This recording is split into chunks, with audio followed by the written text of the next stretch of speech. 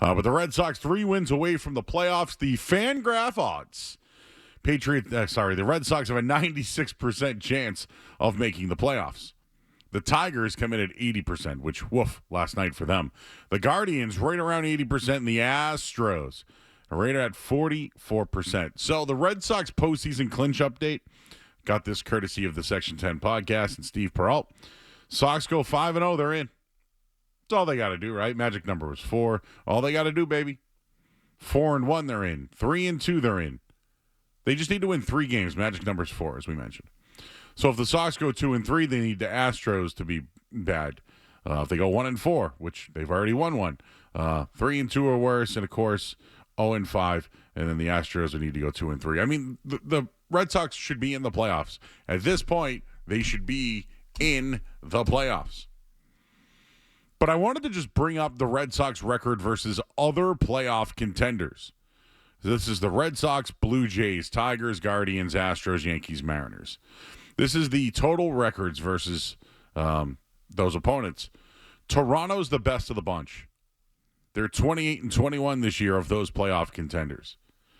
The Red Sox come in second. They're 24-22. Then Detroit, who's had one of the worst fall-offs that you could think of, with potentially the best player in the game. Like this Crochet Schoolbowl thing I'm interested in. And tonight's start for Crochet could mean a lot towards Cy Young. It's probably his last start of the year. He's going for win number 18. He leads the league in strikeouts. There's a lot there. Cleveland's coming in at 21-20. Seattle, 22-21. The Yankees are 22-28 versus playoff contenders. And then Houston's 18-25. And I'm bringing that up because the Red Sox go up against Max Scherzer. It's not the old Scherzer that you remember, but you know what? For a team that struggles hitting, I expect a pretty good outcome for the Blue Jays tonight, considering they lost last night. But Garrett Crochet's on the mound. What type of Crochet we're going to get? I'll get into his numbers coming up in a minute here. But the Red Sox, against those opponents, they have just as good a chance as anybody. I said this at the trade deadline. I said it at the All-Star break. Why not the Red Sox? The Red Sox have just as good a chance as anybody. They're flaws. They're flawed. They have a lot of them. But so doesn't everybody else. And I'm hoping they could still rely on Lucas Giolito, who had the 4 walks last night. And Brian Bayo can still be turning around, and Crochet's Crochet. And with the bullpen that they have right now, like, they have just as good a chance as anybody. But last night's game, like, the Red Sox faced a lot of challenges, and they won, right? That's how you push towards the postseason. And they went up against Kevin Gausman last night, who's been awesome against them. But Red Sox hitting, which has struggled, Gausman gave up 9 hits. It's the most hits he's given up since May. Of course, I mentioned the bullpen. They absolutely shut the door last night, but my take is how open the American League is. And I know the pitching may be fading. I'm glad they're here. We've gotten a really exciting season. All I asked for was competitive baseball and exciting baseball to this point and potentially the playoff, and here they are. So for me, like, I'm not, all right, that's it. Now I want the gravy. Now I want what's left over, and I want it all. I'm glad we're here. And I think they have just as good a shot as anyone. But I can't help but think back to the trade deadline. I can't help but wonder if they invested in the team a little bit more. I can't help if they got another arm besides Dustin May and Steven Matz. I can't help but think that. And to think that they just relied on a guy in Lucas Giolito coming off literally missing a year with the UCL injury. And the fact he went over 140 innings this year is miraculous. I don't know what else he can give, though. And that's one of my questions regarding him. Tonight, the Red Sox head into their second game of a 3-game set. Detroit, 3 games back of the Yankees, right, who are just behind Toronto. Cleveland, 1 game ahead of the Tigers in the AL Central. Houston, 1 game out of the wild card picture. We're going to be scoreboard watching all night long. But when I look at this, the Red Sox match up against all these playoff contenders. And with Garrett Crochet pitching tonight, the team's got confidence after that win last night. But I can't help but think back to the All-Star break, the Devers trade, to the trade deadline. This team had enough all year long. They went on long streaks of 10 wins or more multiple times. Their pitching was solid. Their bullpen finally has found its way. Are they running out of gas? I really am curious what we see from Garrett Crochet tonight. I think that last night's win was a playoff win. They should be saluted for it. It was great. Giolito gave them everything they have. Their hitting and their bullpen did the rest. That's playoff baseball. Just wish that they had a little bit more firepower when it came to their pitching. I commend Giolito for what he's done this year. I don't know if he can do it again. I hope you get a Garrett Crochet performance tonight. But again, the short rest, right? 4 days instead of 5. They're set it up this way where if they make the playoffs, they can go with Crochet game 1. Tonight's a big win. I'm curious to see what they do. But I'm still disappointed about what they didn't do at the trade deadline. So we'll leave it there at 617-779-0985. I just want to reiterate, the Red Sox have just as good a chance to beat anybody in the American League. And their 24-22 record versus all the teams in contention, the only team that's better, it's Toronto, and they just beat them last night. They win tonight, they're 25-22. They're right there with Toronto. We know Cleveland's struggling. Detroit's struggling, Cleveland is hot. The matchup's probably Seattle. They clinched last night, but they can beat up on the Yankees. They beat the Astros. I'm just wondering if the Red Sox pitching can hang on. And can their hitting do well against good pitching? Last night you saw it. Can they do it again tonight against Max Scherzer? During the dog days of summer, for those that maybe have been listening or not, or on vacation or on the beach somewhere or whatever, I said the Red Sox have just as good a chance as anybody to win the World Series, and I said it. And then they went on a little bit of a lull. But they came back, and then they went on a streak, and then they started hitting. So do I think the Roman Anthony thing had something to do with their struggles and winning, losing 2 out of 3? I do. And at the time, remember, it was mentioned it was a gut punch, right? So I buy that. I truly think that was a real thing. And I saw these numbers a little while ago.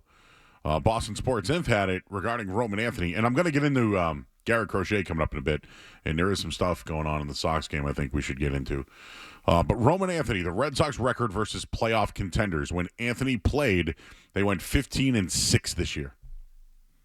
When Roman Anthony doesn't play against those playoff contenders, 9-16. So when they had Roman Anthony, they had just as good a chance as anybody to win the World Series. Now it's okay. The Roman Anthony thing, it sounds like he's done.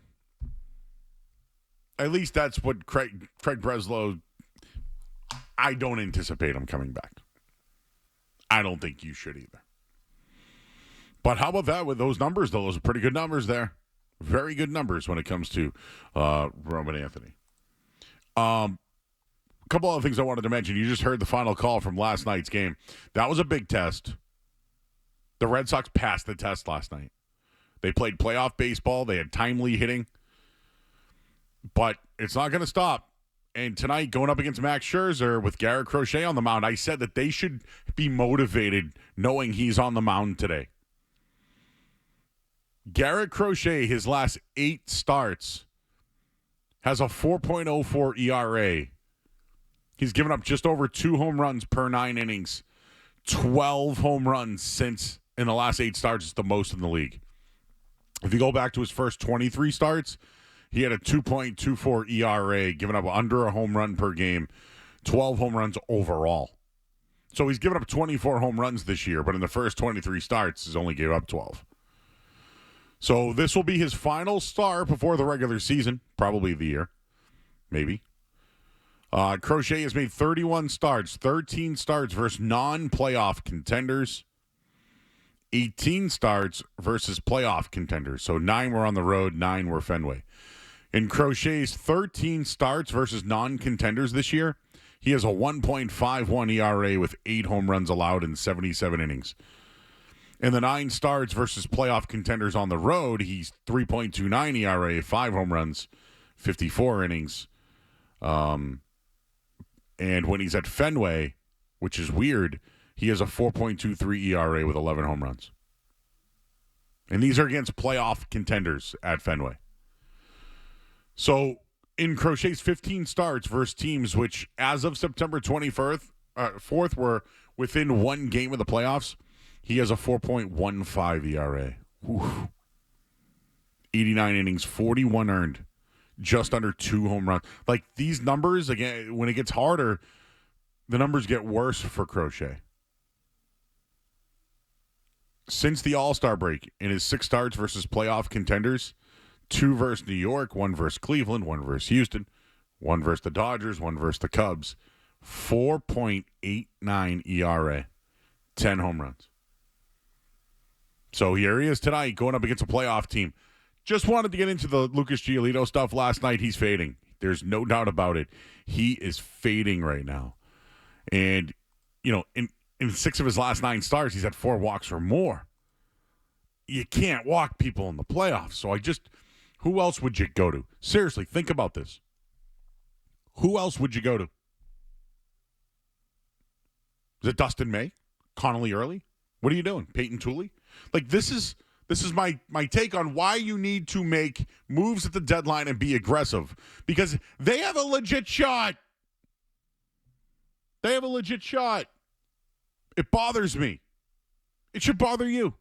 Now, I'm going to root for them. I hope they get there. I'm glad that what we have right now, I'm happy with. I am satisfied.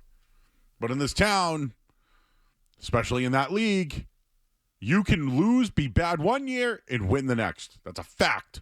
I've been working in a lot of facts this week. That's a fact. You can be the worst team. The next year, you can win it all. And I've seen it here. It's happened. But now you're starting to see some things happen. Last night, you got Lo Vaughn, 2 hits. What a pickup he's been. Carlos Narvaez's big hit last night. And the bullpen has been absolutely outstanding. Where would the Red Sox be without Aroldis Chapman this year?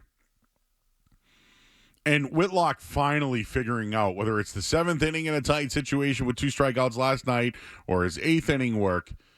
Really, it's been trying to find out that other guy. They tried Weissert. They kept trying Weissert.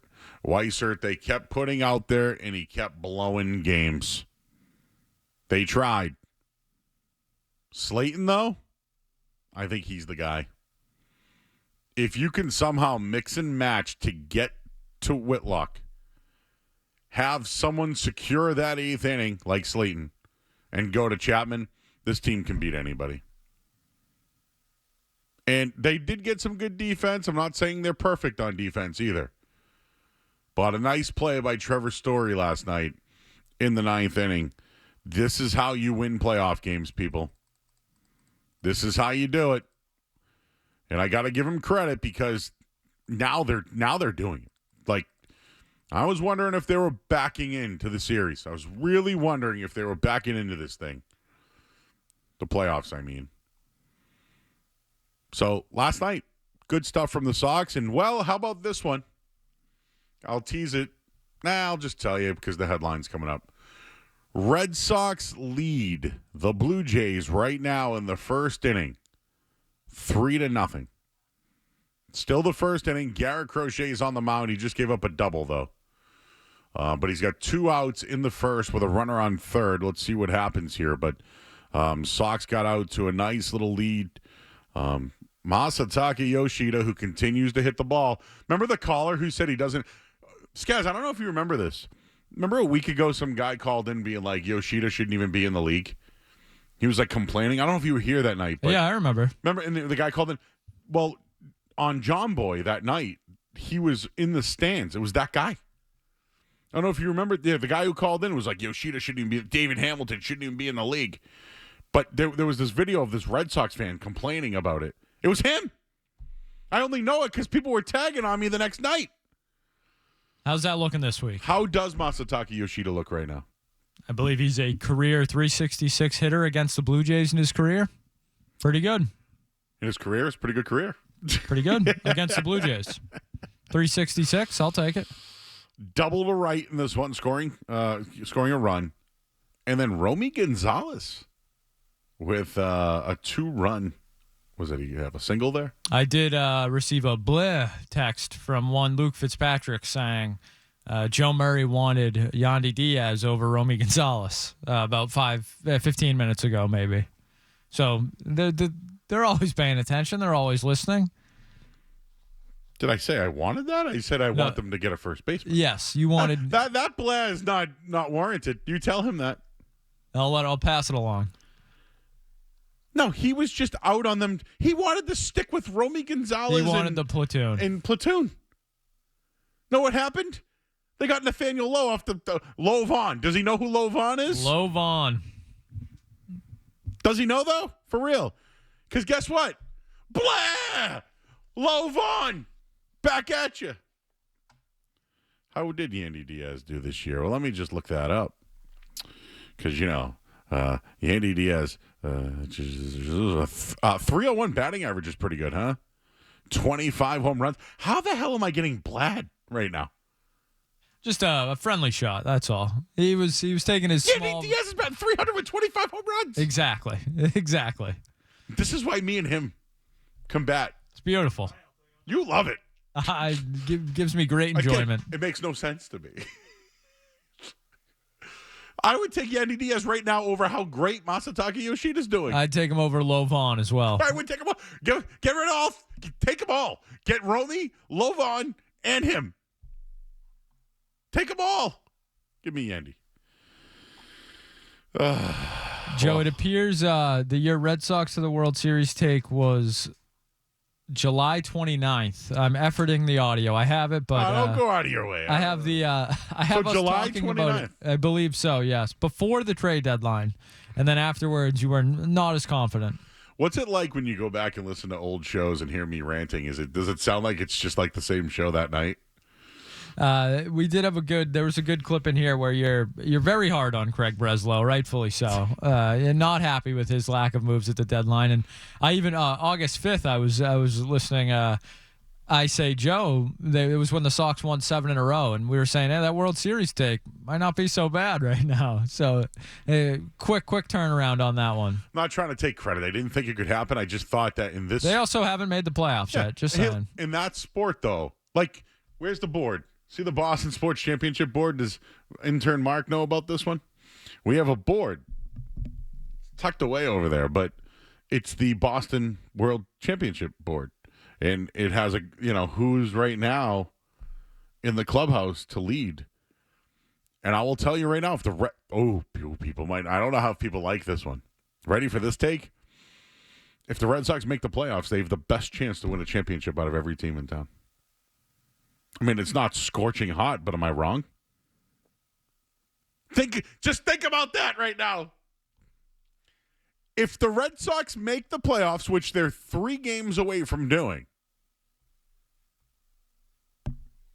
they have the best chance in Boston sports to win a championship.